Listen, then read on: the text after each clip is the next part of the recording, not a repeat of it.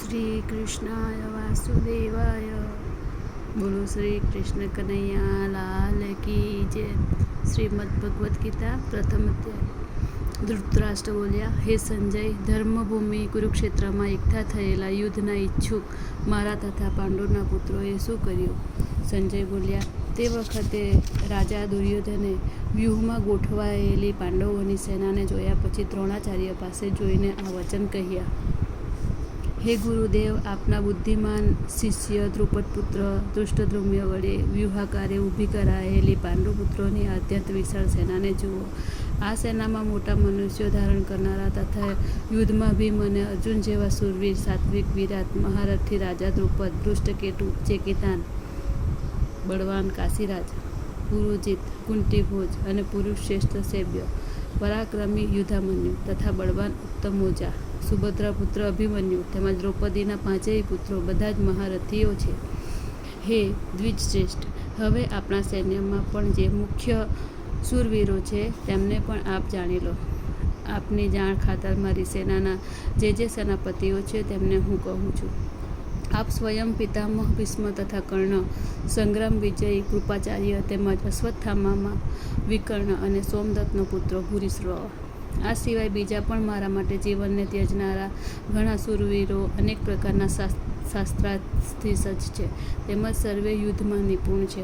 ભીષ્મ પિતામહ વડે રક્ષાયેલી આપણી તે સેના અપરિમિત હોવાને લીધે બધી જ રીતે અજેય છે, જ્યારે ભીમ વડે રક્ષાયેલી આ લોકોની સેનાને તો પરિમિત હોવાને કારણે જીતવી સાવ સહેલી છે.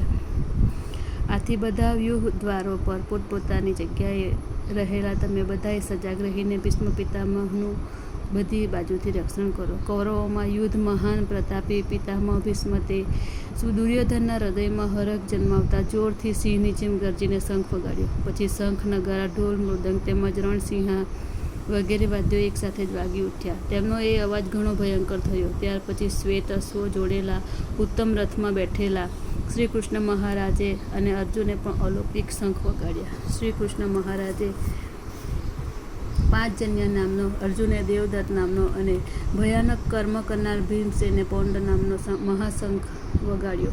કુંતીપુત્ર રાજા યુધિષ્ઠિરે અનંત વિજય નામનો અને નકુળ તથા સહદેવે સુઘોષ અને મણિપુષ્પક નામના શંખ વગાડ્યા. શ્રેષ્ઠ ધનુર્ધારી કાશીરાજ, મહારથી શિખંડી ધૃષ્ટદ્યુમ્ન, રાજા વિરાટ, અજય સાત્વિક, રાજા દ્રુપદ, દ્રૌપદીના પાંચેય પુત્રો અને મહાબાહુ સુભદ્રા પુત્ર અભિમન્યુ, આ સૌએ હે રાજન બધી બાજુએથી જુદા જુદા શંખો વગાડ્યા. તે ભયાનક નાદે આકાશ અને પૃથ્વીને પણ ગજાવતા ધૃતરાષ્ટ્રોના એટલે કે આપના પક્ષધારીઓના હૃદય ચીરી નાખ્યા. હે રાજન, તે પછી કપિધ્વજ અર્જુને યુદ્ધ માટે સજ્જ થયેલા ધૃતરાષ્ટ્ર સંબંધીઓને જોઈને શસ્ત્ર પ્રહારની તૈયારી વેળાએ ધનુષ ઉપાડીને ઋષિકેશ શ્રી કૃષ્ણ મહારાજને આ વચન કહ્યું. હે અચ્યુત, મારા રથને બંને સેનાઓની વચ્ચે ત્યાં સુધી ઊભો રાખો જ્યાં સુધીમાં રણભૂમિમાં ભેગા થયેલા યુદ્ધની અભિલાષા રાખનારા આ વિપક્ષી યોદ્ધાઓને સારી પેઠે હું જોઈ ન લઉં કે આ યુદ્ધમાં મારે કોની સાથે લડવાનું છે એ હું જોઈ તો લઉં. દુર્બુદ્ધિ દુર્યોધનનું યુદ્ધમાં હિત ઈચ્છનારા જે રાજાઓ અને સૈન્યમાં આવ્યા છે તે સૌ યુદ્ધ કરનારાઓને હું સારી રીતે જોઉં તો ખરો. સંજય બોલ્યા, હે ધૃતરાષ્ટ્ર, ગુડાકેશ અર્જુન દ્વારા આ પ્રકારે કહેવાયેલા ઋષિકેશ શ્રી કૃષ્ણચંદ્રે બંને સેનાઓની મધ્યમાં ભીષ્મ અને દ્રોણાચાર્યની તેમજ સમસ્ત રાજાઓની સામે ઉત્તમ રથને ઊભો રાખીને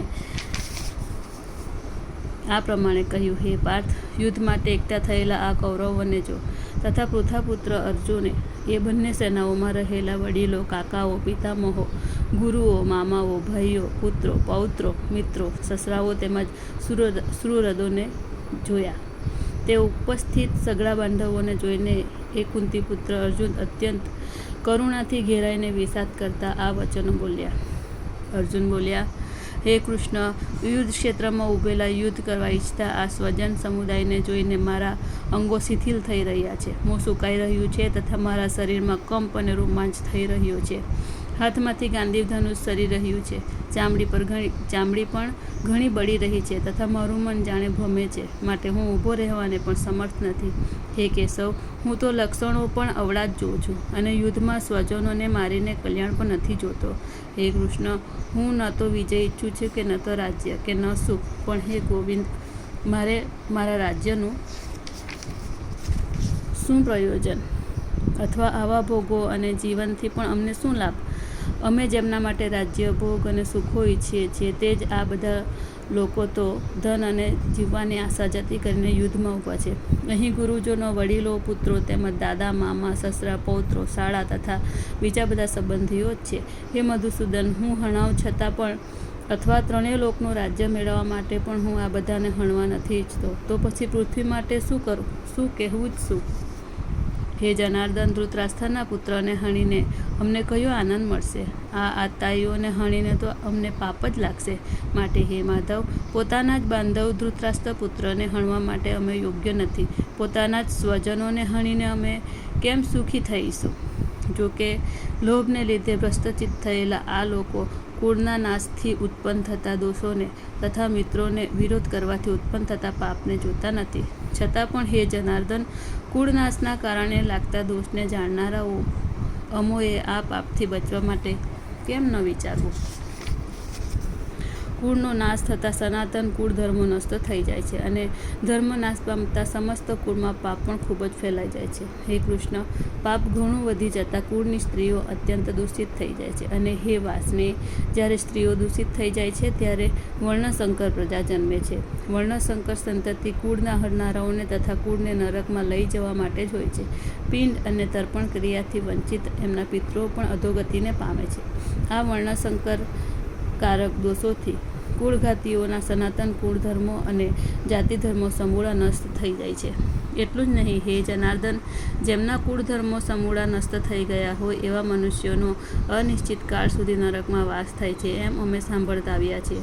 અરે રે, આ ઘણા દુઃખની વાત છે કે અમે બુદ્ધિમાન હોવા છતાં પણ એવું પાપ કરવા તત્પર થયા છીએ. જે રાજ્ય અને સુખના લોભે સ્વજનોને હણવા તૈયાર થયા છે. એ કરતાં શસ્ત્રરહિત અને સામનો ન કરનાર એવા મને જો હાથમાં શસ્ત્ર લીધેલા ધૃતરાષ્ટ્રના પુત્રો રણમાં હણી નાખે તો તે મરવું પણ મારા માટે વધુ કલ્યાણકારક થશે.